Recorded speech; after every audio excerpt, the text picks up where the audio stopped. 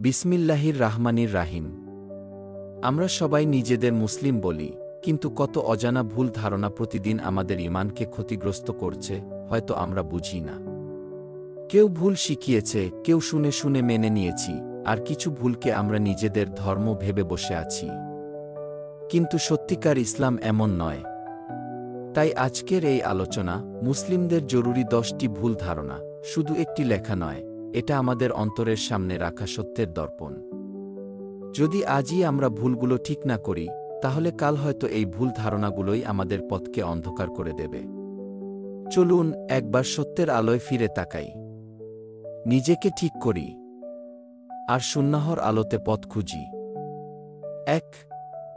শুধু মনে মনে ভালো মানুষ হলেই যথেষ্ট, ইবাদত দরকার নেই। অনেকেই মনে করেন মন ভাল হলেই ইবাদতের দরকার নেই। কিন্তু ইসলাম বলে, আমল ছাড়া মন ভালো হওয়া পূর্ণ নয়। হাদিস: ইসলাম 5 ভিত্তির উপর প্রতিষ্ঠিত। শাহীহ বুখারী 8, মুসলিম 16, অর্থাৎ শাহাদাত, সালাত, জাকাত, রোজা, হজ এটা আবশ্যিক। 2. কবরবাসীরা আমাদের প্রয়োজনে সাহায্য করতে পারে। ইসলামে কবরবাসীদের কাছে সাহায্য চাওয়া নিষিদ্ধ। সাহায্য শুধুই আল্লাহর কাছে চাইতে হবে। হাদিস: রাসূল সাল্লাল্লাহু আলাইহি ওয়াসাল্লাম বললেন, তুমি যখন চাও, আল্লাহর কাছে চাও, সাহায্য চাইলে আল্লাহর কাছেই চাইবে। সুনান তিরমিজি 2516। 3. শুধু লা ইলাহা ইল্লাল্লাহ বললেই জান্নাত নিশ্চিত। হ্যাঁ, এটি জান্নাতের চাবি, কিন্তু শর্ত হল তা সত্যিকারভাবে মানা, মেনে চলা ও শিরিক না করা। হাদিস: যে ব্যক্তি আন্তরিকভাবে লা ইলাহা ইল্লাল্লাহ বলবে, সে জান্নাতে প্রবেশ করবে। শাহীহ বুখারী 128। অন্য হাদিসে আছে, শিরিক এড়িয়ে হলে। মুসলিম 894। 4. টুপিহীন নামাজ গ্রহণযোগ্য নয়।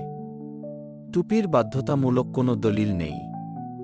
মাথা ঢেকে নামাজ আদায় করা সুন্নাহ, বাধ্যতামূলক নয়। হাদিস: রাসূল সাল্লাল্লাহু আলাইহি ওয়াসাল্লাম কখনো মাথা ঢাকা ও কখনো খোলা মাথায় নামাজ পড়েছেন। সহিহ হাদিসে টুপিহীন নামাজকে অগ্রহণযোগ্য বলা হয়নি। ফিকহুল হাদিস ব্যাখ্যা, বুখারী 3794। 5. কেউ যদি নামাজ না পড়ে, তাকে তাচ্ছিল্য করা বৈধ। কাজে ত্রুটি দেখলে উপদেশ দিতে হবে, অপমান নয়। হাদিস: তোমরা পরস্পরকে নেক কাজের আদেশ দেবে এবং মন্দ কাজ থেকে নিষেধ করবে। সহিহ মুসলিম 49। 6. নবী সাল্লাল্লাহু আলাইহি ওয়াসাল্লাম সম্পর্কে অতিরঞ্জিত প্রশংসা করা ইবাদত। ইসলাম নবীর সম্মান শেখায়, কিন্তু অতিরঞ্জন নিষেধ। হাদিস: তোমরা আমাকে অতিরিক্ত বড় করে তুলো না, যেমন খ্রিস্টানরা ঈসাকে তুলেছিল। শাহীহ বুখারী 3445। 7. তাবিজ পীরের পানি ফুতে নিশ্চিত উপকার হয়। তাবিজ বা শরীয়ত বিরোধী তাওয়িজ নিষিদ্ধ। হাদিস: রাসূল সাল্লাল্লাহু আলাইহি ওয়াসাল্লাম বললেন, তাবিজ ঝুলানো শিরিক। সুনান ইবনে মাজাহ 3530। 8. কপালের কালো দাগ না থাকলে সে বেশি পরহেজগার নয়। কপালের দাগ পরহেজগারতার নিদর্শন নয়, ইখলাসই আসল। হাদিস: আল্লাহ তোমাদের চেহারা বা দেহ দেখে বিচার করেন না, তিনি দেখে থাকেন তোমাদের অন্তর ও কাজ। শাহীহ মুসলিম 2568। 9. বিয়ে দেরি করলেই ধর্মীয়ভাবে সমস্যা নেই।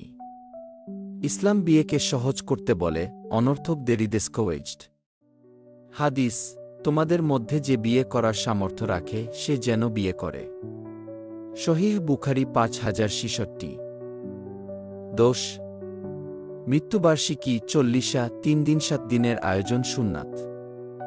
রাসূল সাল্লাল্লাহু আলাইহি ওয়াসাল্লাম এবং সাহাবারা এ ধরনের নির্দিষ্ট দিন আচার পালন করেননি। হাদিস: যে আমাদের দিনে নতুন কিছু সৃষ্টি করে, তা প্রত্যাখ্যাত। শাহীহ বুখারী 2697, মুসলিম 1718। এগুলো সেই ভুল ধারণা, যেগুলো সংশোধন করলে ইসলামের মূল শিক্ষা ও সুন্নাহ অনুযায়ী জীবন যাপন সহজ হয়।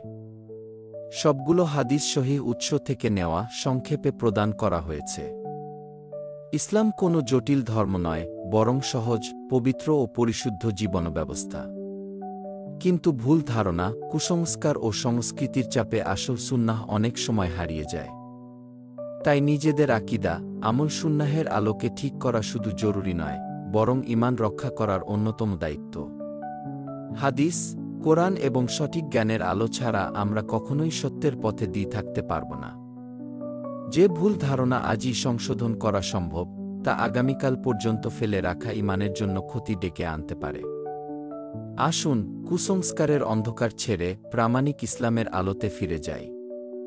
নিজে শিখি, পরিবারকে শিখাই, সমাজে সত্য ছড়িয়ে দেই। কারণ সঠিক জ্ঞানই একজন মুসলিমের সর্বশ্রেষ্ঠ শক্তি। আল্লাহ আমাদের সবাইকে সঠিক বুঝ, আমল ও ইখলাস দান করুন।